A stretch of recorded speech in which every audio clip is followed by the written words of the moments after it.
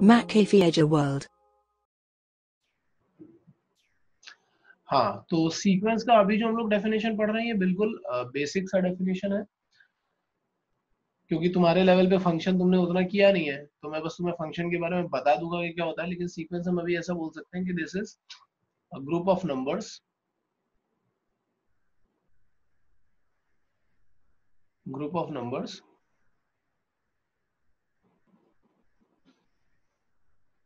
which follows a certain pattern,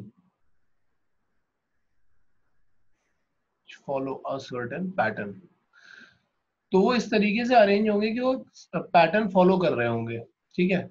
और वैसे अगर हम बोलेंगे कि इन टर्म्स ऑफ अगर फंक्शन बोलेंगे तो हम बोलेंगे कि sequence can be defined as a function whose domain is natural number. तुम्हारी बुकलेट में वही डेफिनेशन लिखी हुई है, वैसे कोई हमसे डेफिनेशन पूछता नहीं है, लेकिन फिर भी मैं बता रहा हूँ कि उस डोमेन इज नेचुरल नंबर। अब इसमें इसके बारे में थोड़ी टर्मिनोलॉजी समझ लेते हैं कि सीक्वेंस क्या होती है। मैंने पहले बोल दिया कि ग्रुप ऑफ नंबर होता है जिसमें क्या होता है कि कुछ सर्टेन पैटर्न फॉलो हो रहा होता है। जैसे एग्जांपल के लिए हम देख लेते हैं कि एक फर्स्ट एग्जांपल लिखा हुआ है हमारे पास, ये 1 2 3 4। तो ये वाला तो तुम्हें क्लियरली समझ में आ रहा होगा कि हाँ 1 1 1 1 इंक्रीज होता हुआ चला जा रहा है। दूसरा हमने लिख दिया कि 1 2 4 8, तो तुम्हें ये भी समझ में आ रहा होगा कि हाँ हम इसमें सब में 2 मल्टीप्लाई करते हुए चले जा रहे हैं। लेकिन सपोज एक पैटर्न ऐसा लिखा हुआ है कि 1 1 0 1 1 0 1 0 1 1 0 1 0 1 0 1। पैटर्न तो यहाँ पे भी दिख रहा है, क्या हो रहा है, नंबर से पैटर्न दिख रहा होगा ना। यहाँ पे 1 था, फिर एक बार 0 1 लगाया, फिर 2 बार 0 1 लगाया, फिर 3 बार 0 1 लगाया, तो इस तरीके से नंबर लिखता जा रहा। तो ये भी एक तरीके का सीक्वेंस है, ठीक है। फिर यहाँ पे एक और सीक्वेंस लिख देते हैं, जैसे 1 1 2 4 3 9 4 16 5 25। अब ये भी एक सीक्वेंस है, यहाँ पे 1 है तो 1 का स्क्वायर साइड में लिख दिया है, 2 है तो 2 का स्क्वायर लिख दिया, 3 है तो 3 का स्क्वायर लिख दिया, ऐसे करके हमने एक और सीक्वेंस बना लिया है, ठीक है। तो इस तरीके से सीक्वेंसेस बनते हैं। बेसिकली क्या है कि वो एक सर्टेन पैटर्न फॉलो करते हुए बनेंगे, हमेशा का रूल ये है। और दो तरह के सीक्वेंस होते हैं। अच्छा, ये जो होते हैं ना, इनको हम बोलते हैं टर्म्स। जब आप सीक्वेंस लिखते हो तो एक ऑर्डर में रहते हैं। तो ये जो है, this one is first term, this is second term, third term, fourth term. तो इस तरीके से उनको हम क्या बोलते हैं, टर्म बोलते हैं। तो सीक्वेंस का भी मैं बोल रहा था ना कि डोमेन नेचुरल नंबर होता है। नेचुरल नंबर क्यों? क्योंकि यहाँ पे या तो फर्स्ट टर्म, हमेशा फर्स्ट टर्म से स्टार्ट हो रहा है। फर्स्ट टर्म है, सेकंड टर्म है, थर्ड टर्म है, फोर्थ टर्म है। तो ये फर्स्ट सेकंड थर्ड फोर्थ ये क्या हो गए, ये उसकी डोमेन में आ गए। तो ये first term, second term, third term, fourth term, या ये first term, second term, third term, fourth term, तो इनको सबको हम टर्म्स बोलते हैं। तो दो तरीके के सीक्वेंस होते हैं, एक होता है फाइनाइट सीक्वेंस और एक होता है इनफाइनाइट सीक्वेंस। फाइनाइट और इनफाइनाइट सीक्वेंस में क्या डिफरेंस होता है कि फाइनाइट सीक्वेंस में नंबर ऑफ टर्म्स जो होते हैं वो फाइनाइट होते हैं, और इनफाइनाइट सीक्वेंस में नंबर ऑफ टर्म्स इनफाइनाइट होते हैं।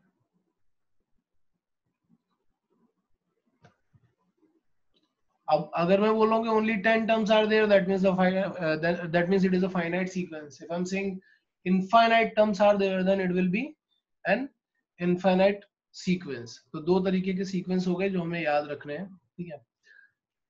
टर्म्स भी तुम्हें पता चल गया, first term, second term, third term, general term. अब जैसे इस एग्जांपल के लिए देखते हैं, एग्जांपल 1 के लिए अगर हम देखेंगे तो हम ऐसा दिखाते हैं। फर्स्ट टर्म मतलब क्या है, T1। T1 का मतलब टर्म 1, इसको हम फर्स्ट टर्म बोलते हैं, तो T1 is 1। Second term T2, T2 लिखा हुआ है 2। T3 मतलब थर्ड टर्म, दैट इज 3। तो इस तरीके से टर्म्स लिखे जाते हैं, टर्म्स रिप्रेजेंट करने का ये तरीका होता है। जो जनरल टर्म होता है उसको हम Tn लिख देते हैं।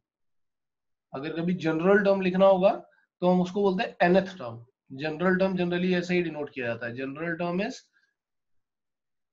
Tn, और या फिर इसको हम बोलते हैं nth टर्म। वो सीक्वेंस के अकॉर्डिंग देख करके लिखा जाता है। दूसरी बात आती है सीरीज। सीरीज क्या है? तो सीरीज के बारे में कुछ पता है? सीरीज क्या होता है? सम। of all the terms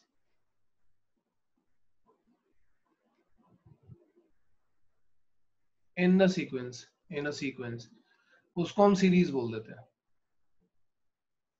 for example अगर मैं वही फर्स्ट वाला एग्जाम्पल लिख रहा हूँ तो मैं क्या बोलूंगा कि वो कॉमा कॉमा करके उसने सीक्वेंस शो किया था, सीरीज शो करनी होगी तो हम क्या करेंगे 1+2+3+4 ऐसे करके शो करेंगे. This is the series. सब कुछ सेम है, बस प्लस करके कर दिया वहां पे. या सेकंड एग्जांपल अगर हमें दिखाना होगा तो हम बोलेंगे 1+2+4+8+ एंड सो ऑन. तो ये बन गया सीरीज. ठीक है. Now we are going for progression. Progression क्या होती है? तो प्रोग्रेशन भी कुछ अलग चीज नहीं है, प्रोग्रेशन सीक्वेंस ही होता है, लेकिन इसकी जनरल टर्म को हम लोग फॉर्मुलाइज कर सकते हैं. तो हम क्या बोलेंगे? Progression can be defined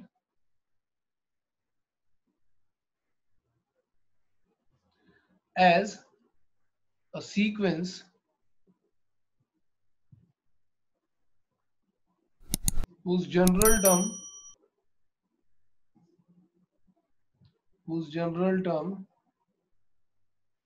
can be formalized explicitly. अब explicitly क्या होता है ये तुम्हें बाद में बता दूंगा मैं. explicit और implicit दो तरीके के फंक्शन होते हैं. implicit फंक्शन में क्या होता है कि y को fx के टर्म में नहीं दिखा पाते हैं, और explicit में क्या होता है कि हम क्लियरली दिखा पाते हैं. जैसे अभी यहाँ पे मैं एग्जाम्पल के लिए तुम्हें दिखा रहा हूँ कि एग्जाम्पल 1 जो है, अगर मैं उसके में जनरल टर्म मतलब tn को मैं फॉर्मूला बना पाऊँ, तो tn का फॉर्मूला मैंने बना दिया n.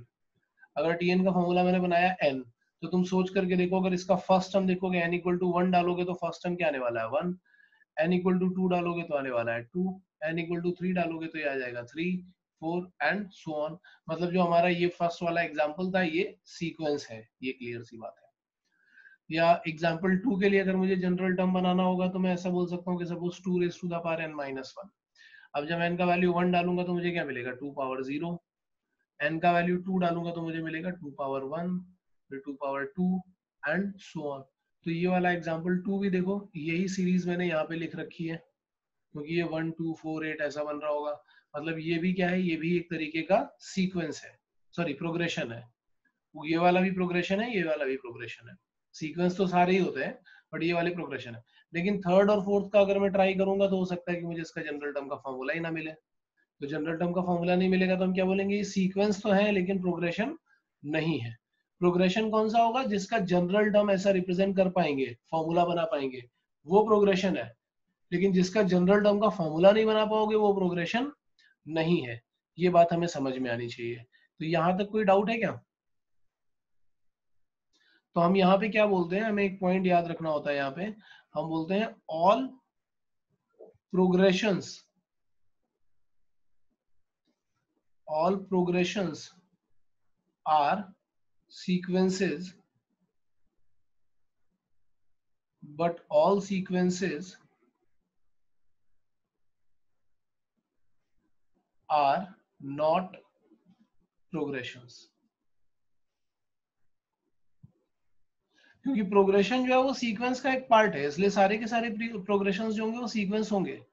लेकिन सीक्वेंस में क्या हो सकता है कि जनरल टर्म हम हो सकता है एक्सप्लिसिटली रिप्रेजेंट कर पाए, या ये भी हो सकता है कि नहीं भी कर पाए. तो अगर नहीं कर पाएंगे तो सीक्वेंस को हम प्रोग्रेशन नहीं बोलेंगे. तो हमें इस तरीके से पॉइंट समझ में आना चाहिए. आई होप सबको समझ में आ रहा होगा ये.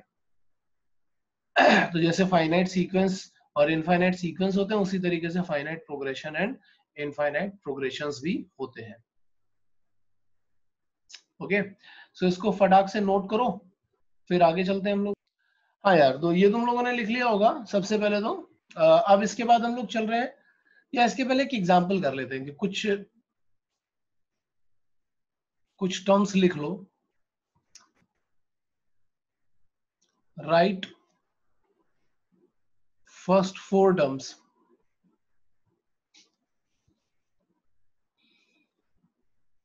Of the sequence.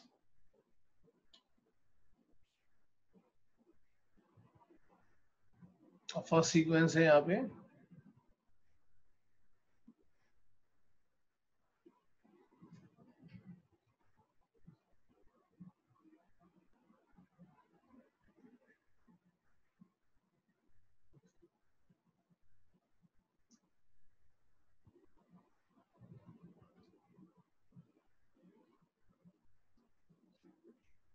ये दो हैं, तो इनको लिखो जरा जल्दी से। Just have to write first 4 terms.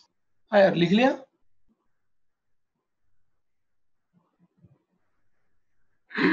बताओ जरा जल्दी से। पहले वाले का आंसर क्या क्या आ रहा होगा? फर्स्ट हम देखेंगे, T1 तो आ जाएगा 0, T2 is 1, T3 is what? Sir 3। Sorry, मैंने कुछ गलत लिखा है यहाँ पे। T1 is 1, T2 is 3, T3 is 7 and T4 is 15। यहाँ पे T1 क्या है? 1 T2 is what? 5/2 5/2। T3 is 7/3 7/3। Good। T4 is 17/4। तो समझ में आ रहा होगा कि जनरल दिया हुआ है तो उसके टर्म्स कैसे निकालने हैं, ये तो क्लियर हो गया होगा, है ना? सर हम T0 नहीं ले सकते? ना बेटा, जीरोथ टर्म की हम कभी बात ही नहीं करते हैं, हमेशा सीक्वेंस फर्स्ट टर्म से स्टार्ट होता है। तभी तो मैं बोल रहा था कि उसका डोमेन नेचुरल नंबर होता है। नेचुरल नंबर मतलब कि 1 से स्टार्ट हो रहा है, सीक्वेंस का टर्म जो होगा वो फर्स्ट टर्म से स्टार्ट होगा। Okay, now we are going to talk about arithmetic progression. जो स्टैंडर्ड प्रोग्रेशंस होते हैं उनमें सबसे पहला आता है अरिथमेटिक प्रोग्रेशन।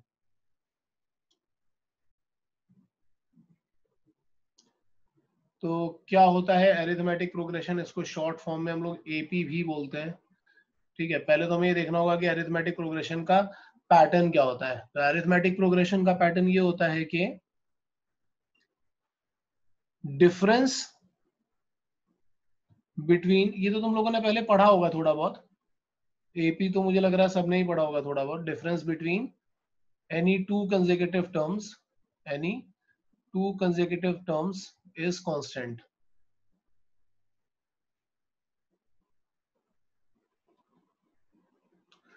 तो इसको हम लोग क्या बोलते हैं? इसको हम बोलते हैं एपी। मतलब जैसे सपोज अगर मैं लिख रहा हूँ कि T1, T2, T3 and so on, general term तक लेकर के जा रहा हूँ, Tn-1 and Tn are in AP. अगर ऐसा लिखा हुआ है कि these terms are in AP, तो इसका मतलब क्या है कि कंसेक्यूटिव टर्म्स का डिफरेंस, मतलब कि T2 माइनस T1 या T3 माइनस T2, या ऐसे कितने भी कंसेक्यूटिव टर्म्स ले लो, जनरलाइज करोगे तो तुम इसको ऐसा भी लिख सकते हो कि Tn-1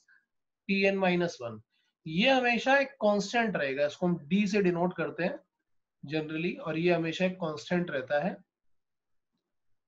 और इसको हम बोलते हैं common difference, common difference of AP.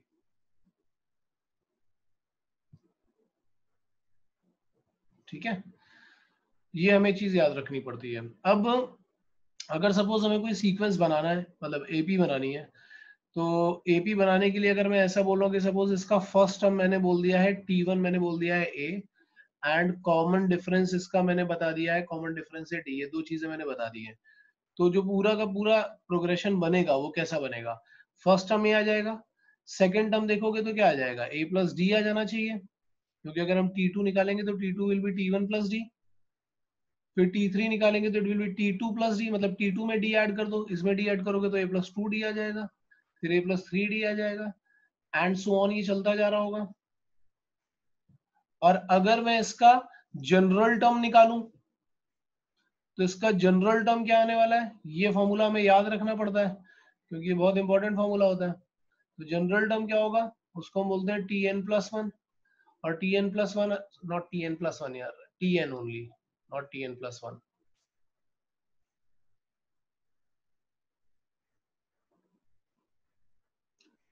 So Tn is what? A plus n-1 into d। अब बात ये कि ये आया कैसे? देखो, सेकेंड टर्म में तुम देख रहे हो तो क्या दिख रहा है? 2-1d। थर्ड टर्म में देख रहे हो तो क्या दिख रहा है? 3-1d। फोर्थ टर्म में देख रहे हो तो क्या दिख रहा है? ये 4-1d। तो अगर यहीं से मैं जनरलाइज करूंगा तो मुझे nth टर्म में क्या दिखाई पड़ना चाहिए, n माइनस वन डी। तो हमें ये फॉर्मूला याद रखना है, ये बहुत इंपॉर्टेंट फॉर्मूला है, सबसे ज्यादा यूज होता है ये, ठीक है। इसके अलावा एक फॉर्मूला और बनता है, that is sum of n terms, that is sum of n terms, जिसको हम बोलते हैं Sn। और ये फॉर्मूला बनता है n/2 first term plus last term, या इसको कहीं कहीं पे ऐसा लिखा रहता है कि n/2 first term is a last term is L, या कहीं कहीं पे जब तुम a और l का वैल्यू डाल दोगे, मतलब फर्स्ट टर्म का वैल्यू है और tn का वैल्यू है plus n minus one D डाल दोगे, तो ये बन जाएगा 2a plus n minus one into D. तो इनमें से हम कोई भी फॉर्मूला Sn का यूज कर सकते हैं, तीनों ही फॉर्मूले यूज किए जा सकते हैं। अब बात ये आती है कि ये फॉर्मूला आया कैसे, इंपॉर्टेंट ये है कि ये वाला फॉर्मूला आया कैसे। तो तुम में से कौन मुझे बताने वाला है कि ये वाला फॉर्मूला कैसे आएगा? पहले तो नोट करो, और नोट करने के बाद 2 मिनट का टाइम लो, और 2 मिनट का टाइम लेने के बाद मुझे बताओ कि ये फॉर्मूला आएगा कैसे। देखो, सम ऑफ एन टर्म्स का मतलब क्या है, ऐसे याद रखो, हमने पहले सीरीज लिखी a plus d, a plus two d and so on. तो जब तुम लास्ट टर्म लिख रहे होगे तो क्या आ जाएगा, a plus n minus one d, ये आ जाएगा। अभी हम क्या करते हैं, इसी सीरीज को रिवर्स करके लिख देते हैं, मतलब जो लास्ट टर्म था उसको फर्स्ट पे लिख दिया, सेकंड लास्ट को सेकंड पे लिख दिया, फिर उसके पहले वाले टर्म को यहां लिख दिया, a plus n minus three d and so on, और फर्स्ट वाले को बिल्कुल लास्ट में ले जाकर के लिख दिया। अभी अगर मैं दोनों सीरीज को ऐड करता हूं, ध्यान से देखो, ऊपर वाले को और नीचे वाले दोनों सीरीज को अगर मैं ऐड करता हूं, तो मुझे यहाँ पे क्या दिखाई पड़ेगा, मुझे यहाँ दिखेगा 2 टाइम्स Sn, और यहाँ पे क्या दिख रहा होगा, अगर मैं इसको और इसको ऐड करूंगा तो मुझे मिलेगा 2a plus n minus one d, ठीक है। फिर इन दोनों को ऐड करके देखो जरा, पहले मैंने इसको ऐड किया, अब इन दोनों को ऐड करो तो a और a ऐड होगा तो बन जाएगा 2a, और यहाँ से d कॉमन लेकर के ऐड करोगे तो ये क्या बनेगा, n माइनस वन डी। फिर इन दोनों को ऐड करो तो ये भी क्या बन जाएगा, 2a plus n minus one d, and so on चलेगा ये, how many times, n times. तो हमें ये क्या मिलेगा, n times 2a plus n minus one d, ये आ गया। तो अब जब यहां से हम Sn का वैल्यू निकालेंगे तो हमें क्या मिलेगा, n/2 into 2a plus n minus one D.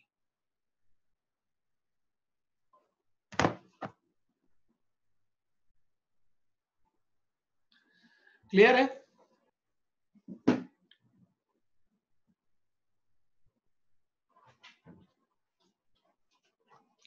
एक सिंपल सा क्वेश्चन लिख रहा हूं मैं,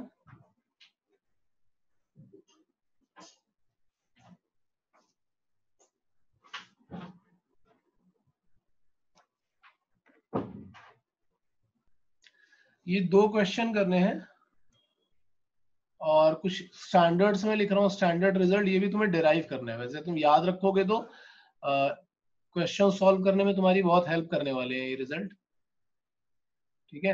ये स्टैंडर्ड रिजल्ट्स हैं, क्वेश्चन सॉल्व करने में काफी हेल्प करेंगे, लेकिन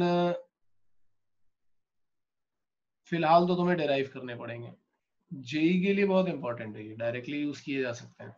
कितने हो गए, 1 2 3 4 5 6 7, 7 है, 14 15, 20 मिनट दे रहा हूं मैं, 20 मिनट टाइम देख लो, I am giving you 20 minutes.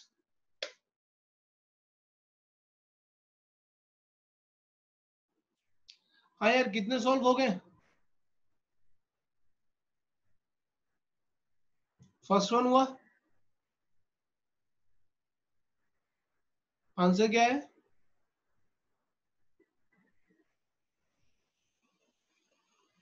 Sir 49। ठीक है। और सेकंड वाला 950। 950, करेक्ट। सर मुझे 990 आया।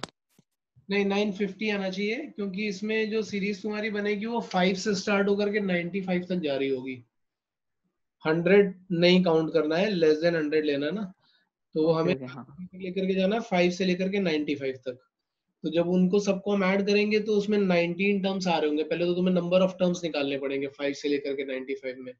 तो ए तुम्हारा 5 होगा, डी भी 5 होगा, और टी एन 95 होगा। एन का वैल्यू निकालोगे तो 19 आएगा।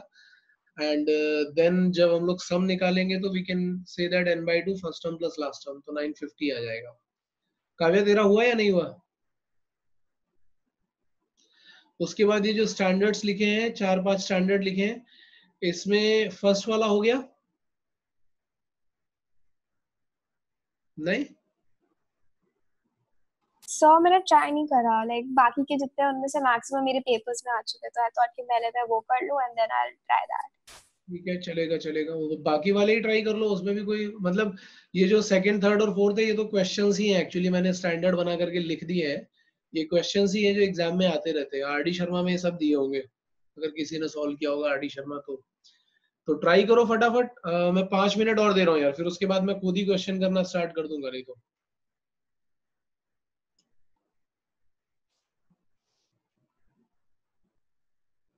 अभी मुझे ऐसा लग रहा है यार कि सॉल्व हो चुका है। अब जो तुम सॉल्व कर सकते थे वो कर दिया है, और जो नहीं सॉल्व करना है वो तुम डाउट में पूछोगे, तो जल्दी से पूछो क्या क्या पूछना है मुझे। कवे तेरा सब कुछ हो गया क्या? प्रथमेश? तो मुझे फर्स्ट 4 नहीं आया। फर्स्ट 4 नहीं आए? ठीक है। पहले तो फर्स्ट ही देखते हैं ना, पहले तो यही वाला देखते हैं, फर्स्ट वाला। तो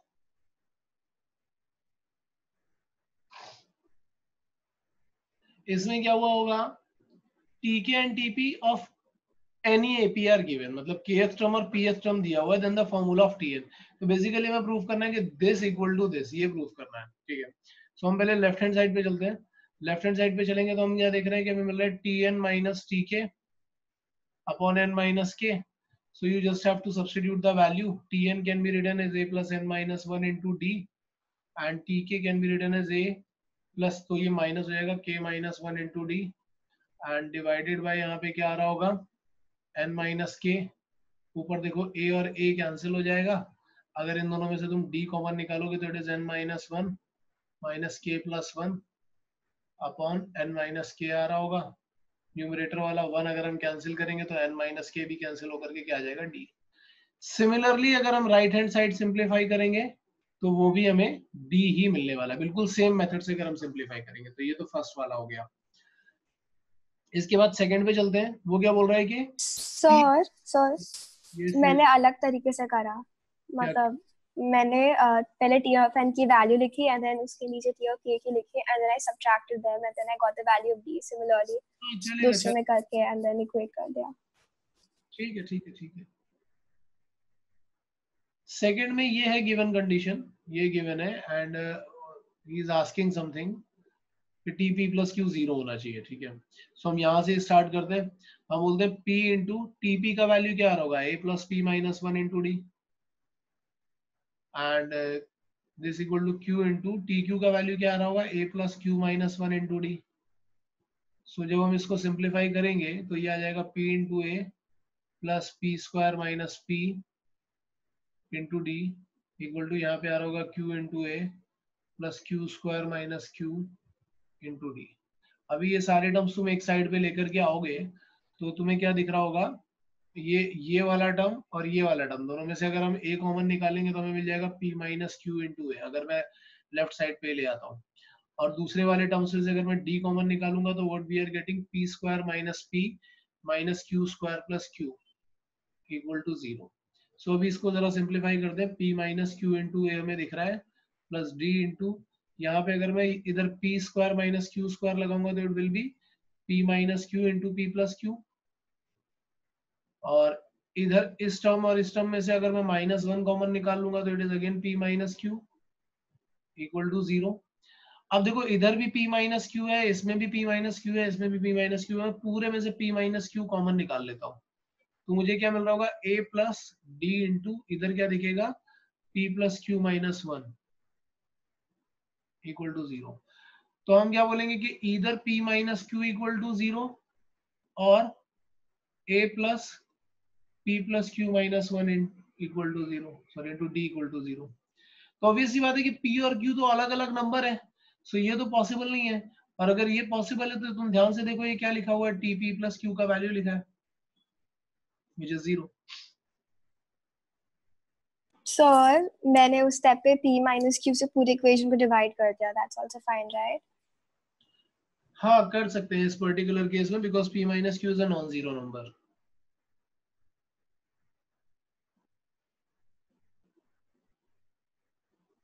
अच्छा अब देखो, अगर उसमें और क्या पूछ रहे हो, हाँ नीचे वाला जो पार्ट है कौन सा है ये, फर्स्ट सेकेंड थर्ड वाला देखते हैं। वो क्या बोल रहा है, pth term of A P is q and qth term is p, ये उसने दिया हुआ है तुम्हें। pth टर्म इज q, ये बहुत इंपॉर्टेंट है यार क्वेश्चन, इस पे बहुत सारे क्वेश्चन बनते हैं।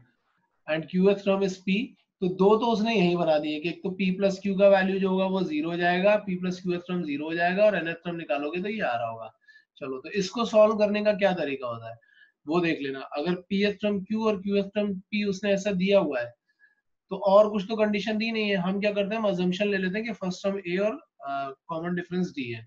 तो अगर फर्स्ट कंडीशन लगाओगे तो दिख रहा होगा a plus p minus one into D, इसका वैल्यू है q, और दूसरे के लिए लगाएंगे तो a plus q minus one into D, इसका वैल्यू है p। अब इन दोनों को सॉल्व करने के लिए मैं क्या करता हूँ, दोनों को सब्ट्रैक्ट कर देता हूँ। Suppose this was equation 1 and this was equation 2, अभी दोनों को मैं सब्ट्रैक्ट करूंगा तो a और a कैंसिल हो जाएगा, यहाँ पे आ जाएगा p minus q into d equal to q minus p. तो d का वैल्यू क्या आ जाएगा, d इज माइनस वन, और d का वैल्यू माइनस वन आ गया, और इसको अगर मैं इक्वेशन 1 में सब्स्टिट्यूट कर दूं तो मुझे a का वैल्यू भी मिल जाएगा। तो d का वैल्यू माइनस वन सब्स्टिट्यूट करोगे तो ये कुछ ऐसा आ रहा है इक्वल टू q, तो a का वैल्यू आ जाएगा p plus q minus one. Now वो हमें क्या बोल रहा था कि t p प्लस क्यू निकालो, ठीक है। अगर हम t p प्लस क्यू निकालेंगे तो ये क्या होना चाहिए, a plus p plus q minus one into d. So a का वैल्यू तुम सब्स्टिट्यूट करोगे p plus q minus one, और d का वैल्यू माइनस वन सब्स्टिट्यूट करोगे तो ये कुछ क्या आ जाएगा, ये 0 आ जाएगा। और अगर यहाँ पे हम लोग nth टर्म निकाल रहे होंगे तो nth टर्म क्या आएगा, a plus n minus one into D. तो a का वैल्यू क्या है, p plus q minus one, और d का वैल्यू माइनस वन रखोगे तो माइनस n प्लस वन। सो ये सिंप्लीफाई होकर के क्या आ जाएगा, p plus q minus n आ जाएगा। तो ये भी पहले मतलब ये तुम्हारे बोर्ड्स में आ सकते हैं, ये क्वेश्चन जो मैंने अभी लिख रखे ना, ये सब क्वेश्चंस ही है, जेई के लिए तुम स्टैंडर्ड यूज कर सकते हो, बट ये भी सब क्वेश्चंस ही है, ये याद रखना। तो ये बोर्ड में तो तुमसे पूछे ही जाएंगे फॉर श्योर, बोर्ड का एग्जाम होता है तो उसमें तुमसे ये पूछे जाएंगे, स्कूल के एग्जाम से मतलब। नोट करो और फटाफट आगे चलते हैं हम लोग। इसके बाद फोर्थ स्टैंडर्ड क्या दिया हुआ है, फोर्थ वाला दिया हुआ था कि pth term is 1 by q and qth term is 1 by p।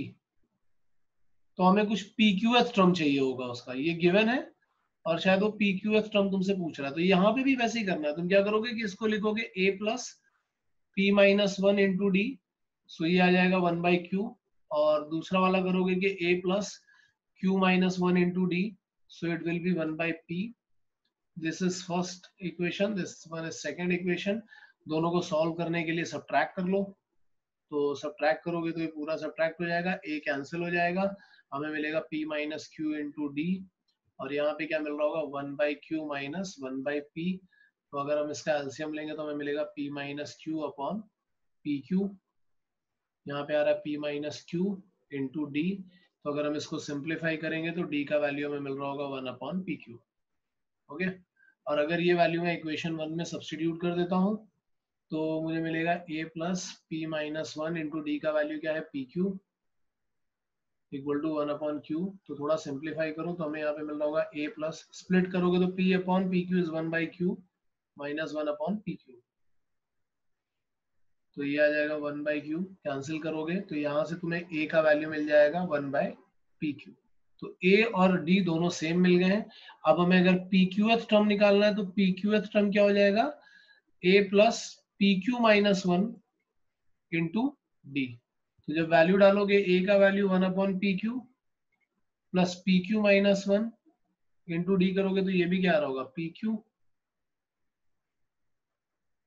तो हमें क्या मिलेगा, 1/PQ plus 1 minus 1/PQ, cancel कर दो, final answer is 1।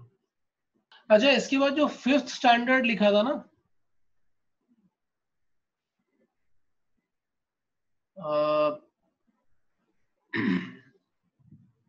Fifth standard क्या लिखा है कि अगर कभी हमें चाहिए TN, वो उसने कुछ PN प्लस Q करके लिखा है, मैं इसको A into N plus B करके लिख देता हूं, तुम लोग ऐसे याद रख सकते हो इसको। अगर कभी भी ऐसा आ रहा है general term A into N plus B आ रहा है, इसका मतलब है कि ये एक AP है with common difference A, with common difference equal to A, ठीक है, and first term A plus B। तो फर्स्ट टर्म तो तुम्हें वैसे ही दिख रहा है कि n का वैल्यू 1 डालोगे तो A प्लस बी आ जाएगा। और AP प्रूव करना is not a big deal, because अगर हम वो कंडीशन यूज कर ले, प्रूव करने के लिए कंडीशन यूज कर लेंगे, TN माइनस 1 करना है, तो TN क्या लिखा हुआ है, A into N plus b minus TN minus 1 का मतलब क्या हो गया कि n की जगह पर n माइनस 1 डाल दो प्लस b। तो इसको जब ओपन करोगे तो it is AN plus b minus AN plus A plus B, sorry minus B, bar minus आएगा यहाँ पे।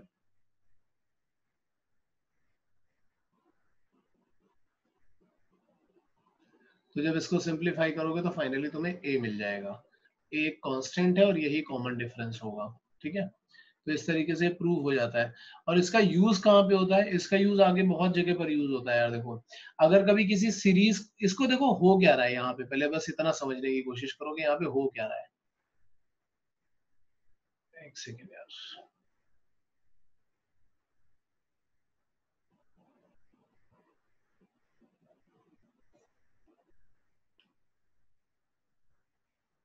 यहाँ पे क्या हो रहा है कि जब भी हमें जनरल टर्म निकालना है, या तो हम A plus N minus 1 into D पूरा करें, या फिर क्या कर दिया हमने यहाँ पे कॉमन डिफरेंस को n के साथ मल्टीप्लाई किया प्लस सम कांस्टेंट किया है। जैसे एग्जांपल के लिए समझना कि कोई सीरीज तुम्हारे पास लिखी है 1 4 7 10 एंड सो ऑन, इसका जनरल टर्म निकालना है। एक तो मेथड वही कि A plus N minus 1 into D करोगे, दूसरा ये शॉर्टकट मेथड है, इसमें तुम क्या करोगे, तुम सबसे पहले देखो कॉमन डिफरेंस क्या है, कॉमन डिफरेंस है 3, तो तुम 3 को n के साथ मल्टीप्लाई कर दो, क्योंकि a को n के साथ मल्टीप्लाई करना है, कॉमन डिफरेंस को n के साथ मल्टीप्लाई करना है, तो तुम 3 को n के साथ मल्टीप्लाई कर दो, और फिर फर्स्ट टर्म के अकॉर्डिंग एडजस्ट करो। अगर मैं यहाँ पे n इक्वल टू 1 डालूंगा तो यहाँ पे भी n इक्वल टू 1 पड़ेगा, तो t1 का वैल्यू 3 आने वाला है, लेकिन मुझे क्या चाहिए, 1 चाहिए, तो 3 से 1 बनाने के लिए मुझे क्या करना पड़ेगा, 2 सब्ट्रैक्ट करना पड़ेगा।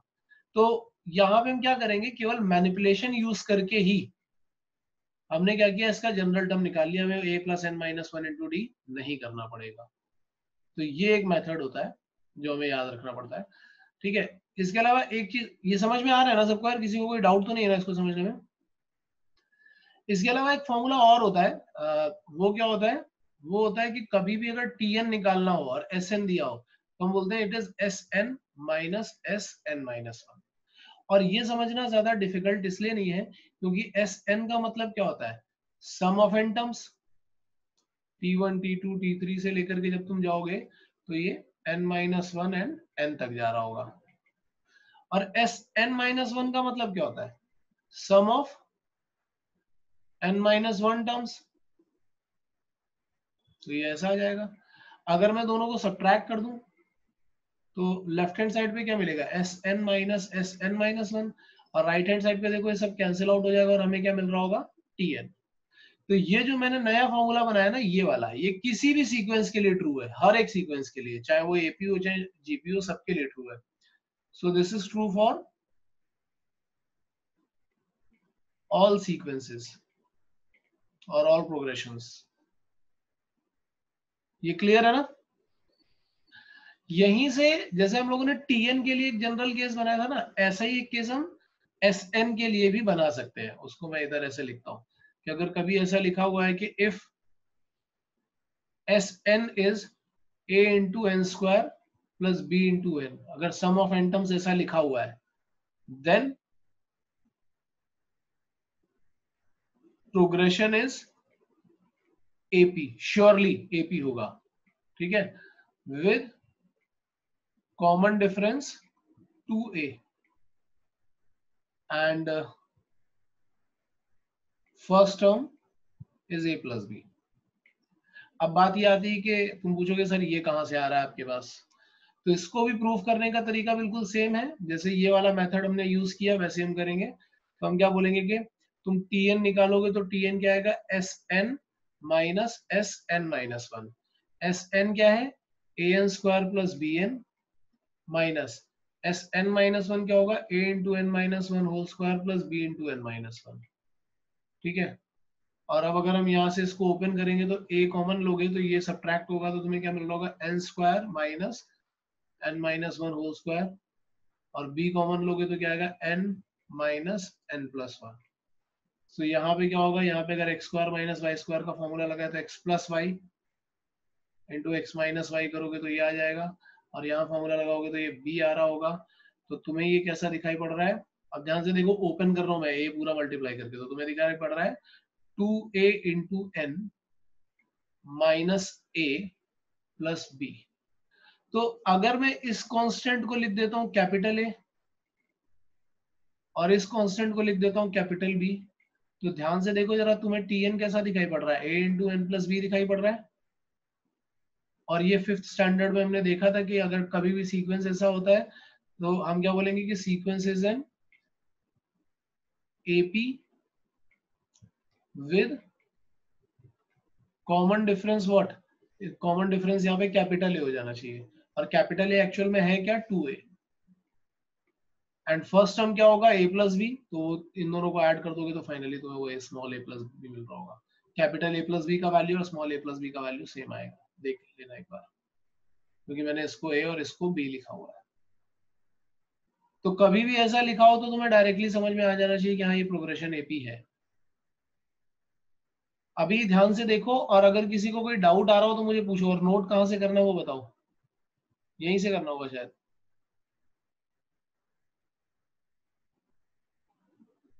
सर, फिफ्थ वाले में instead of using that method to prove, मैंने थोड़ा सिंपल वे में, शॉर्टर वे में प्रूव करा। सो बेसिकली मैंने टी ऑफ एन को a plus n minus 1 d लिखा, and then I compared the things, मतलब like on comparing I could say that d is equal to p, and then similarly I got a. So is that fine? हाँ वो ठीक है, उसमें actually क्या confusion हो जाता है ना, कुछ लोग वहाँ जो a plus n minus 1 d वाला a है और यहाँ पे जो a इंटू एन वाला a है ना, उसमें कंफ्यूज हो जाते हैं, है ना। वहाँ दोनों जगह पर सेम a उनको यूज होता हुआ दिखाई पड़ता तो वो कंफ्यूज हो जाते हैं, इसलिए मैं उसको उस तरह से बताता नहीं हूँ कभी, बट वो करेक्ट है, वो मेथड बिल्कुल ठीक है। लेकिन बस ये कि दोनों a सेम मत लिखना, एक स्मॉल a लिखना तो एक कैपिटल a लिखना, ऐसा लिखना। देखो मैं क्या करूंगा, कुछ क्वेश्चंस लिखूंगा, फिर उस पे बेस कुछ स्टैंडर्ड लिखूंगा, क्वेश्चन लिखूंगा, स्टैंडर्ड लिखूंगा। स्टैंडर्ड तुम्हें याद, सॉल्व तो सब कुछ करना है, स्टैंडर्ड्स तुम्हें याद रखने हैं with the help of questions, ठीक है। डिराइव मतलब सॉरी, स्टैंडर्ड याद रखने हैं फॉर जेई पर्पस, बाकी जितने भी स्टैंडर्ड हैं बोर्ड के लिए तो तुम्हारे क्वेश्चन की तरह ही काम करेंगे।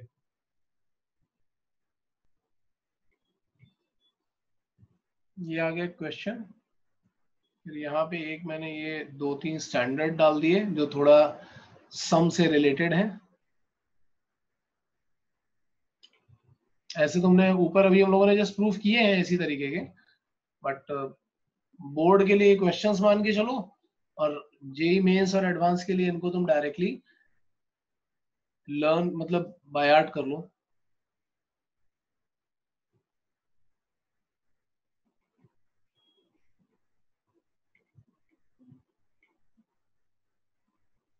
तो ये भी तुम्हें प्रूफ तो करना ही है तीनों। इसके अलावा सम पे बेस्ड एक और क्वेश्चन लिख रहा हूं मैं।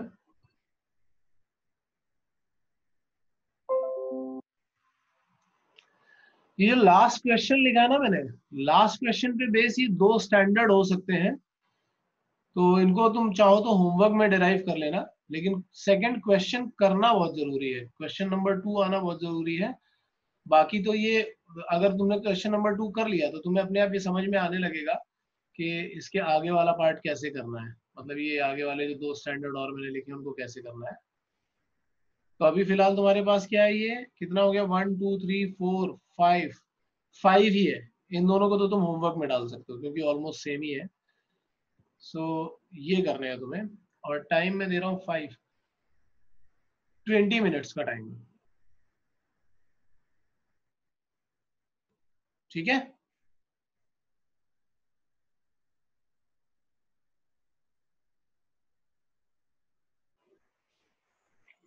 हाँ मेरे प्यारे बच्चों, बताओ सॉल्व हुआ या नहीं।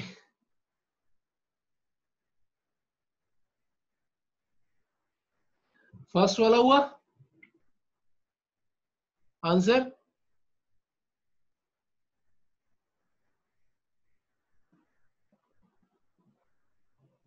यार कोई तो बताओ आंसर। सर मुझे 321 आया। ठीक है, ऑब्वियसली मानसी का तो कुछ ना कुछ डिफरेंस आया होगा इसमें, मुझे श्योर मालूम है। क्या आया होगा बता मानसी। सर 370 आ रहा है। फिर तो काव्या का कुछ और ही आंसर आ रहा होगा। काव्या तू बता। सर मेरा 371 आया, पता नहीं कैसे। मतलब सबने अलग ही अलग निकाला है, इसका मतलब तो मुझे भी निकालना पड़ेगा फिर तो ये। सर एक्चुअली मेरा कैलकुलेशन एरर था, मुझे 201 आ रहा है। ये थोड़ा ठीक लग रहा है, ऐसा लग रहा है कि हाँ शायद ऐसा हो सकता है, क्योंकि अगर मुझे T50 चाहिए तो मैं बोलूंगा कि ये क्या होना चाहिए, S50 minus S49, and S50 will be what, 2 into 50 square plus 3 into 50 minus 2 into 49 square minus 3 into 49। फिर इन दोनों में से 2 कॉमन निकाल लोगे तो 50 स्क्वायर माइनस 49 स्क्वायर आ रहा होगा, और 3 कॉमन निकाल लोगे तो 50 माइनस 49 आ रहा होगा। अब इसको हम ऐसा लिखेंगे, 2 into 50 plus 49 is 99, and 50 minus 49 is 1 plus 3, तो 299 is 198 plus 3, so it is 201। Now this is correct।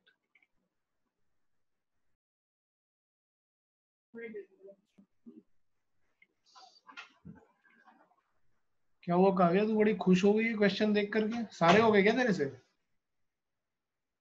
Sir ने I made a calculation error, तो मुझे वो मिल गया। अच्छा, एंड सर मुझे बाकी के 3 आते हैं, मेरे एग्जाम में आए थे लास्ट ईयर, तीनों के तीनों। गुड। और ये तीनों में डाउट है, प्रथमेश और मानसी, ये तुम लोगों से हुए सॉल्व ये तीनों। डाउट है किसमें, तीनों में है ये सॉल्व हुए। यार मैं कंफ्यूज हो गया हूँ सर तुम्हारा। डाउट सर डाउट है। डाउट है, ठीक है। तो मैं पहले स्टैंडर्ड 1 करूंगा। स्टैंडर्ड 1 में वो क्या बोल रहा है कि if for an AP sum of p terms is q, यानी SP is q, ये गिवन है। एंड क्या गिवन है, sum of q terms is p, यानी SQ is p, ये गिवन है। देन हमें कुछ कुछ फाइंड करना है, ठीक है। sum of p plus q terms हमें ऐसा कुछ फाइंड करना है, सब गिवन है, इनको यूज करेंगे। तो sum of p terms का मतलब क्या हो गया कि p by 2 into 2a plus p minus 1 into d equal to दिया हुआ है q, और यहाँ पे क्या दिया है, q by 2 into 2a plus q minus 1 into D, ये दिया हुआ है p, ठीक है। तो ये 2 को दूसरी साइड मल्टीप्लाई कर लो और इसको p को अंदर मल्टीप्लाई करेंगे तो हमें मिल रहा होगा 2ap plus p into p minus 1 या p square minus p into d equal to 2q। इसको मैंने ले लिया इक्वेशन 1, और यहाँ से देखेंगे तो इधर भी वैसे ही करेंगे तो it will be 2aq plus q square minus q into d equal to 2p। ये आ गया हमारे पास equation number 2।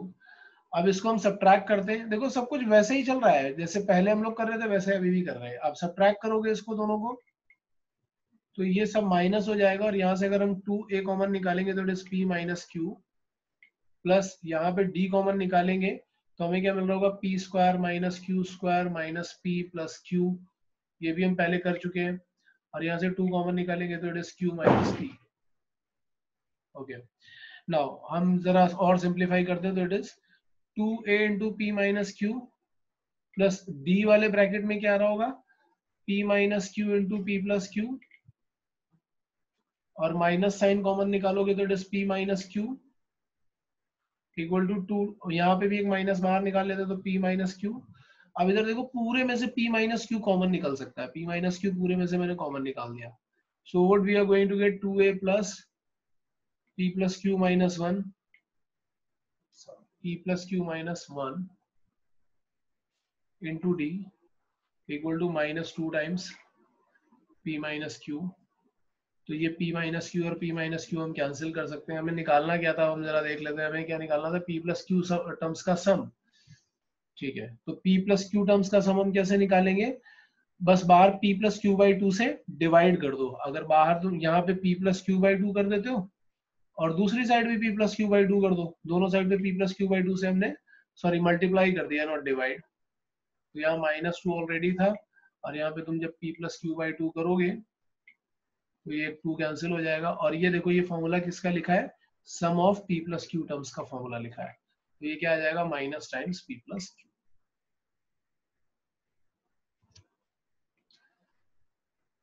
So I think ये क्लियर है।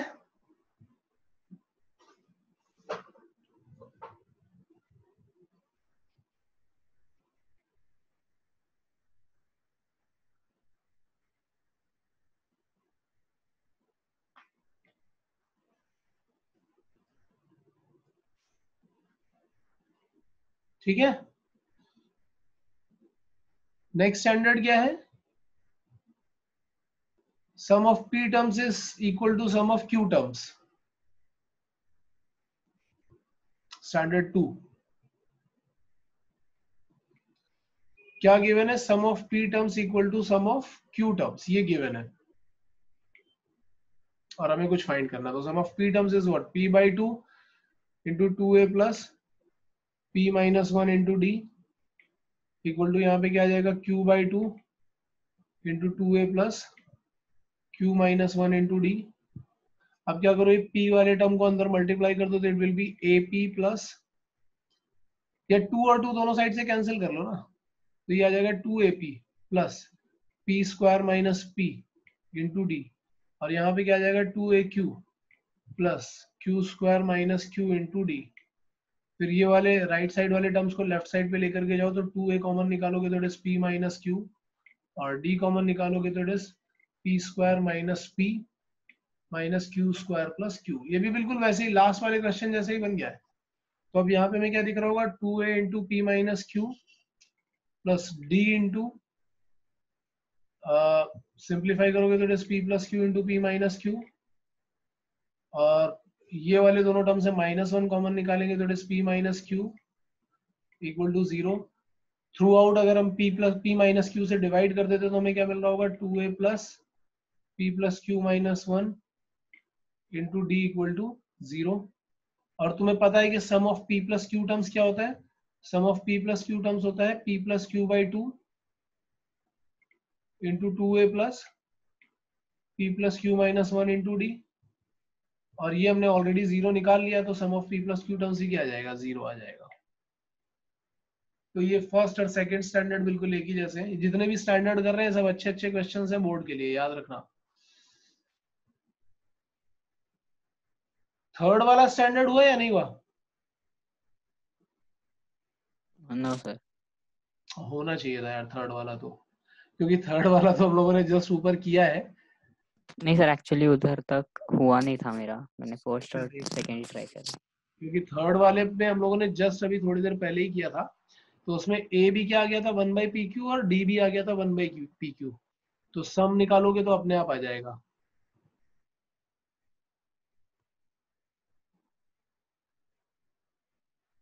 नोट किया, अब देखो थर्ड वाला यार, पीछे वाले पेज पे ही जाकर के ट्राई करके देखना, जहाँ पे मैंने ये करवाया था। मैं तुम्हें दिखा देता हूँ कहाँ पे होगा वो। हाँ ये है ना, देखो ये वाला केस, इसमें हम लोगों ने ए और डी दोनों का, डी का वैल्यू भी आ गया था और ए का वैल्यू भी आ गया था, और हम लोगों ने टी पी क्यू निकाला था। यहीं पे तुम सम ऑफ पी क्यू टर्म्स निकालोगे तो तुम्हें मिल जाएगा इसका आंसर। ठीक है, तो थर्ड वाला तो वहां से आ जाएगा। फिर क्वेश्चन नंबर 2 हुआ सॉल्व, प्रथमेश? सर आंसर का श्योर नहीं हूँ, बट मुझे क्या आया? 7/4 आया, 7/4। 7/4। मानसी तेरा क्या आया? 78/71. काव्या? सर मेरा तो 162/119 आया। 162/119 आया। ये देखो डिवाइड करके देखो, कुछ डिवाइड हो रहा है या नहीं हो रहा है किसी से?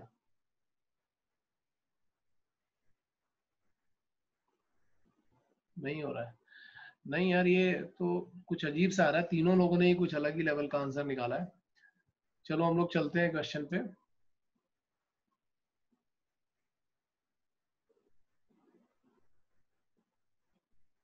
क्वेश्चन में क्या गिवन है, पहले ये देखो। Sum of n terms of two series, मतलब एक को Sn लिया और एक को S' n लिया है। तो ये उसने दिया हुआ है। रेशियो क्या दिया हुआ है, जरा बोलना एक बार। 7n+1, हाँ, 4n+27। एंड वो मुझसे पूछ रहा है कि उसके जनरल टर्म जो ये Tn है, ये कैसे आएंगे। अगर मैं पहले वाली सीरीज का फर्स्ट टर्म A1 और कॉमन डिफरेंस D1 ले रहा हूं, और दूसरी वाली सीरीज का A2 प्लस, नहीं ये हमसे पूछ क्या रहा है, 11th टर्म का वो पूछ रहा है ना, 11th टर्म का रेशियो। बोलो यार। सर वो 11th टर्म का रेशियो। हाँ ठीक है, तो मतलब ये T11 और दूसरे वाले का मैं देखता हूँ तो वो शायद मुझे दिखेगा, एक सेकंड, वो शायद मुझे दिखेगा T-11 ऐसे। तो अगर पहले वाले का फर्स्ट टर्म और कॉमन डिफरेंस में A1 और D1 ले रहा हूँ, तो सेकंड वाले का आएगा A2 एंड D2, ये आएगा। ठीक है, अब जरा यहाँ से कैलकुलेशन स्टार्ट करते हैं, क्योंकि मैंने फर्स्ट सीरीज का A1 और D1 और सेकंड वाले का A2 और D2 लिया हुआ है। तो फर्स्ट वाले पे जाएंगे तो हमें मिलेगा n/2 into 2A1 plus n-1 into D1 divided by n/2 into 2A2 plus n-1 into D2, और ये हमें दिख रहा है 7n+1 upon 4n+27। n/2 cancel कर दोगे। ठीक है, अब देखो तुम्हें जो अचीव करना है वो यहाँ A1 प्लस 10D1 है, जबकि यहाँ पे 2A1 प्लस समथिंग दिख रहा है। यहां से ही सब कुछ मिलेगा हमें। अगर हम यहाँ पे 2A1 प्लस 20D1 बना दे तो 2 कॉमन निकाला जा सकता है, A1 प्लस 10D1 बन जाएगा। और इसको 20 बनाने के लिए n को क्या रखना पड़ेगा, 21। तो यहाँ पे सब्स्टिट्यूट कर दो n इक्वल टू 21, तो तुम्हें क्या मिलेगा, 2A1 plus 20D1 divided by 2A2 plus 20D2, और यहाँ पे क्या आएगा 7 into 21 plus 1 upon 4 into 21 plus 27। सो यहाँ से अगर देखेंगे तो 2 कॉमन निकाल करके कैंसिल कर दो, तो हमें मिल रहा है A1 प्लस 10D1, और यहाँ पे मिल रहा है A2 प्लस 10D2। यही कैलकुलेट करना था हमें। और यहाँ पे देखोगे तो कितना आ रहा होगा, 148,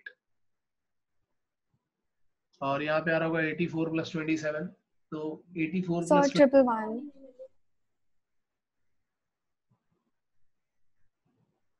so this is the ratio. और उसके नीचे वाले जो दोनों स्टैंडर्ड है वो इसी तरीके से ही किए जाते हैं हर बार, तो वो तुम लोग होमवर्क में ट्राई करना।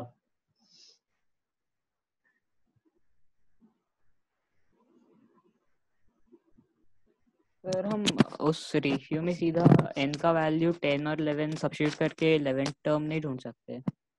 कैसे ढूंढोगे बताओ मुझे। अगर सपोज मतलब अगर इस सब हाँ पहले S11 ढूंढा, उस फॉर्मूला में 11 सब्स्टिट्यूट करके n की जगह। ठीक है, तो तुम्हें यहाँ पे 2a + 10d1 मिल जाएगा। नहीं सर, फर्स्ट वाले में जिसमें लिखा है Sn/S-n इज इक्वल टू वो, इसमें अच्छा, तुमने यहाँ पे S11/S-11 ढूंढ लिया, ठीक है। फिर उसके बाद S10 और S-n ढूंढा, फिर ठीक है? वो उसको सब्स्टिट्यूट करके T11 आया दोनों इसका, नहीं और नहीं फिर नहीं, उसको एक सेकंड। हमने पहले देखा कि S11/S-11 आ गया, फिर हमने S10/S-10 देखा, लेकिन अब सब्स्टिट्यूट कहाँ करोगे? ये एक अलग रेशियो है, समझ ये गया समझ अलग गया। रेशियो, सब्ट्रैक्ट तो कर नहीं सकते। अब हम लोग चल रहे हैं नेक्स्ट, प्रॉपर्टीज ऑफ एपी पे। ये बहुत इंपॉर्टेंट और बहुत अच्छे अच्छे क्वेश्चन भी बनते हैं, और इसमें भी कुछ कुछ चीजें और मैं बताऊंगा। मतलब वैसे तो ये 10 प्रॉपर्टीज लिखे हुए हैं, लेकिन मैं 10 में नहीं मानने वाला हूँ, मैं थोड़े बहुत और भी करवाऊंगा। एक तो ये लिखा है कि सबसे पहले, अच्छा सबसे पहले क्या करते हैं ना, मैं कुछ कुछ प्रॉपर्टीज इसमें मिस हो गई। वैसे बुकलेट में तुम्हें सब मिलेंगी, लेकिन मैं उन्होंने क्या किया, उसको स्टैंडर्ड फॉर्म में रखा हुआ है, मैं उसको यहाँ पे लिख देता हूँ। जो बिल्कुल इजी वाली प्रॉपर्टी है, सबसे पहले बिल्कुल इजीएस्ट प्रॉपर्टी आती है, जैसे first term and common difference can be any real number. First term and common difference can be any real number. कोई भी रियल नंबर लिया जा सकता है, जीरो भी लिया जा सकता है। मतलब अगर नंबर सेम भी होंगे ना, 1111 भी लिखा होगा, तो वो भी एपी में काउंट होगा। ठीक है, तो फर्स्ट प्रॉपर्टी तो ये आ जाती है। ठीक है, उसके बाद जो सेकंड प्रॉपर्टी में कराता था, वो इन्होंने लिख दी है 8th पे। ये मैं सेकंड प्रॉपर्टी कराता था कि अगर ए बी सी 3 नंबर में है तो 2b = a + c आता है। क्यों आता है? तो ये समझने का बिल्कुल सिंपल सा फॉर्मेट है कि अगर 3 नंबर एपी में है, तो हम ऐसा बोलेंगे कि कॉमन डिफरेंस, यानी कि b - a इक्वल टू क्या हो जाता है, c - b। अब इन दोनों को अगर तुम अरेंज कर लोगे, तो तुम्हारे पास 2b = a + c बन जाता है। ठीक है, या इसी को तुम चाहो तो ऐसा भी लिख सकते हो कि b = a + c/2, या कभी कभी इसी को लिख देते हैं कि b is arithmetic mean of a and c, ऐसा भी लिख देते हैं। तो ये पॉइंट याद रखने पड़ेंगे। ठीक है, जो 9th वाला प्रॉपर्टी है, वो 8th का जनरलाइज फॉर्म है। एबीसी 3 नंबर एपी में, यहाँ पे tn tn+1 tn+2 3 number consecutive terms हैं एपी के, तो उस पे भी यही कंडीशन लग जाएगी। अच्छा, अब इसके बाद नेक्स्ट प्रॉपर्टी जो आती है, वो आती है जो मैं नीचे लिख रहा हूं, 12th property, that is selection of some numbers, selection of some numbers in AP. तो इसमें बहुत सारे क्वेश्चन बनते हैं यार, ये हमें समझना बहुत जरूरी है। तो नंबर्स हम कैसे सिलेक्ट कर सकते हैं? अगर हमें सपोज 3 नंबर सिलेक्ट करने हैं, तो 3 नंबर सिलेक्ट करने के दो मेथड है। एक तो है कि हमने उसको a - d, a and a + d ऐसा कंसीडर कर लिया, या दूसरा हो सकता है कि हम उसको कंसीडर करें a + d and a + 2d, ऐसा भी कंसीडर कर सकते हैं। दोनों ही तरीके से कर सकते हैं। ये वाला हम कब करेंगे? ये वाला जो मेथड है, ये वाला तब करेंगे जब तीनों नंबर का सम करना पड़ रहा होगा क्वेश्चन में, क्योंकि यहाँ पे अगर तीनों नंबर ऐड करोगे तो d कैंसिल आउट हो जाएगा। ठीक है, यहाँ पे कॉमन डिफरेंस भी ध्यान से देख लो, d दिखाई पड़ रहा है। तीनों नंबर ऐड करोगे तो d कैंसिल हो जाएगा और a में इक्वेशन बन जाएगी। तो जब भी सम जैसा काम करना होगा ना, जहाँ पे सम वाला कंडीशन आ रही होगी, वहां पे ये यूज करना। ऐसे अगर 4 नंबर्स करने होते हैं, तो 4 नंबर्स के लिए हम बोलते हैं a - 3d, a - d, a + d and a + 3d। बस यहाँ पे क्या हो जाता है, यहाँ पे कॉमन डिफरेंस 2d हो जाता है इस केस के लिए। इधर तो तुम नॉर्मल तो कुछ भी करते रहो, यहाँ पे तो नॉर्मल में a + d, a + 2d, a + 3d। अगर वो सम नहीं पूछ रहा है, तो तुम ये वाला मेथड यूज कर सकते हो, और अगर सम पूछ रहा है तो मेथड हमेशा ऐसा करना है, ये याद रखना। अगर वो तुम्हें 5 नंबर्स दे देता है, तो 5 नंबर्स के लिए तुम कैसे करोगे, a - 2d, a - d, a + d, a + 2d, और यहाँ पे कॉमन डिफरेंस तुम्हारा आ रहा होगा d। जबकि यहाँ देखोगे तो it will B a + d, a + 2d, a + 3d and a + 4d। तो जब जनरल कंडीशन होगी तो ऐसे चलो, जहां पे सम निकालना होगा तो ऐसे चलो। सम निकालने में क्या होता है कि जब भी सम निकालना होगा हमारे पास दो वेरिएबल है, ए और डी कैंसिल आउट हो जाएगा, ए में इक्वेशन बनेगी तो एक तो हमें आराम से मिल जाएगा, दूसरे के लिए हमें थोड़ी बहुत कैलकुलेशन करनी पड़ेगी। सो आई होप ये वाली प्रॉपर्टी भी क्लियर हो गई होगी। क्वेश्चंस करेंगे तो थोड़ा अभी समझ में आने लगेगा अपने आप।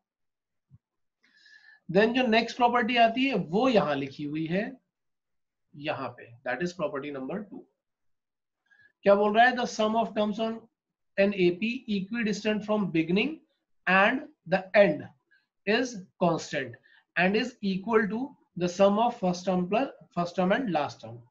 तो ये बिल्कुल सिंपल सी बात है। अगर आप दोनों साइड से चल रहे हो और दोनों साइड से इक्विडिस्टेंट टर्म उठा रहे हो, मतलब a1 प्लस an देख रहे हो या a2 प्लस an माइनस 1 देख रहे हो, a3 प्लस an माइनस 2 देख रहे हो, तो इनका सम हमेशा सेम आने वाला है और वो तुम्हें आराम से समझ में भी आ जाएगा। Because a2 can be written as a1 plus d and this can be written as an minus d, तो वो d कैंसिल हो जाएगा, ये फिर से a1 प्लस an आ जाएगा।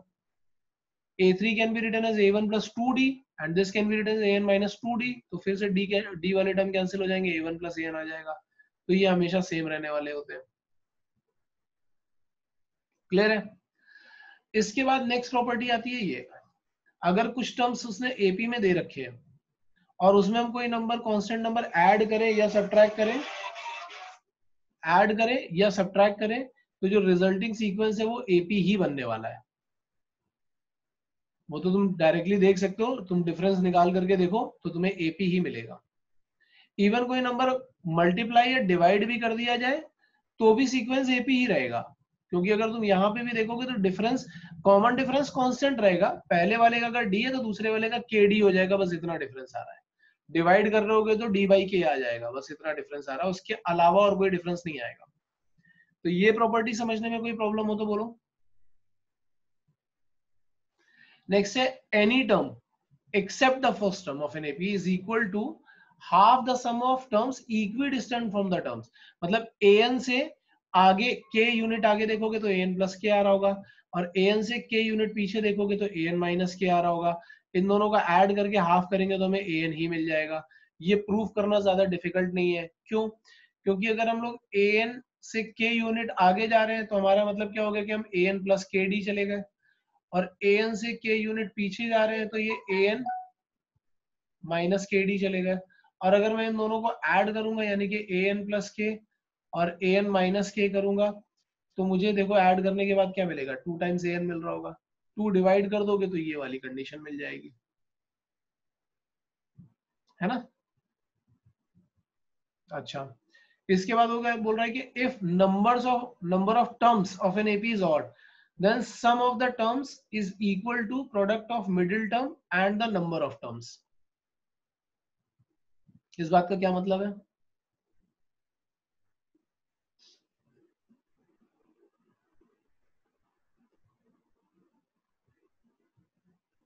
देखो, अगर जैसे मैं बोल रहा हूँ कि हमारे पास 11 टर्म्स है सपोज, या 5 टर्म्स है, ऐसे लेते हैं 5 टर्म्स है, a1 a2 a3 a4 and a5। अगर मुझे इनका सम निकालना होगा, सम ऑफ 5 टर्म्स, तो मैं क्या बोलूंगा 5/2 a1 प्लस a5, ऐसा बोल सकता हूं। लेकिन मिडिल टर्म क्या है, a3 है और मुझे पता है कि a3 can be written as a1 plus a5/2, ऊपर से भी देखा है जस्ट। तो हम इसको क्या बोलेंगे, s5 can be written as 5 times a1 plus a5/2 can be written as what, a3। तो ये तुम्हें क्या मिल गया, equal to the product of middle term and the number of terms. ये उसी के जैसा मिल गया। आई थिंक ये क्लियर होगा। तो similarly even number of terms के लिए हम ये वाला कर सकते हैं, क्योंकि वो 2 मिडिल टर्म आने लगेंगे वहां पे, क्योंकि वो इक्विडिस्टेंट वाला फॉर्मूला हम यूज कर रहे होंगे।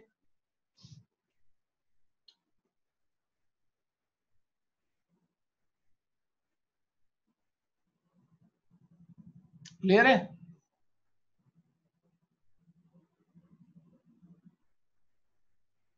ऐसा क्यों लग रहा है कि नहीं क्लियर है अभी?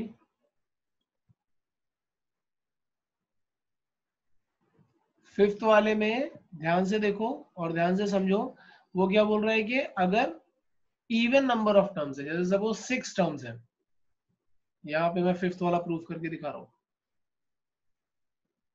मैंने लिखा A1, A2, A3, A4, A5 and A6 ऐसा लिख दिया। अब वो क्या बोल रहा है, अगर हमें सम ऑफ 6 टर्म चाहिए होगा तो हम क्या बोलेंगे 6/2 first term plus last term, but A1 plus A6 can be written as A3 plus A4, क्योंकि इक्विडिस्टेंट टर्म देखने होते हैं ना, यहां से 2 यूनिट जाओगे तो ये आएगा और यहां से 2 यूनिट जाओगे तो ये आएगा। तो A1 plus A6 can be written as A3 plus A4, वही तो लिखा है देखो, AM of middle two terms. अच्छा, हमें तो सम भी नहीं निकालना है, AM निकालना है ना, तो A1 और A6 का AM निकालोगे तो that is A1 plus A6/2 and that is same as A3 plus A4/2। तो हमें सम तक तो वैसे भी नहीं जाना पड़ेगा, वो तो और इजीली सॉल्व हो जाएगा।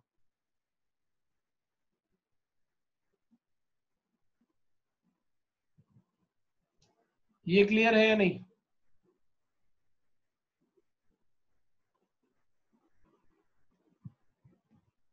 ऐसे देखते हैं, अगर मैं A1 और A6 का AM निकालूंगा तो AM निकालने का फॉर्मूला मैंने बताया था, वो क्या आ जाएगा A1 प्लस A6/2, और इसी तरीके से अगर मैं A3 और A4 का निकालूंगा तो वो क्या आ जाएगा A3 प्लस A4/2, और ये दोनों डेफिनेटली इक्वल होंगे क्योंकि हमें प्रॉपर्टी पता है इक्विडिस्टेंट टर्म्स का सम सेम होता है, तो ये दोनों इक्वल हो जाएंगे।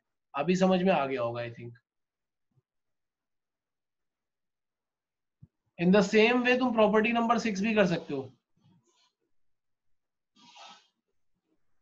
क्या बोल रहा है, if the number of terms of an AP is odd, जैसे ये वाला केस है, तो A3 ऑब्वियसली क्या हो जाएगा A1 प्लस A5/2, ये हमने ऊपर किया है, so A3 can be written as the AM of A1 and A5।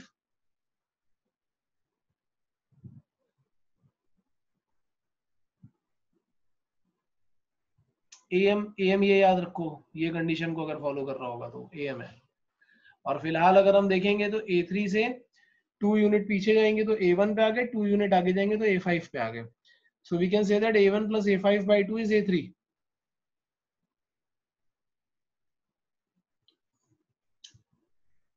यहाँ पे हम क्या बोल सकते हैं, A3 can be written as A1 plus A5/2, so A3 is AM of A1 and A5। Clear है अभी काव्या?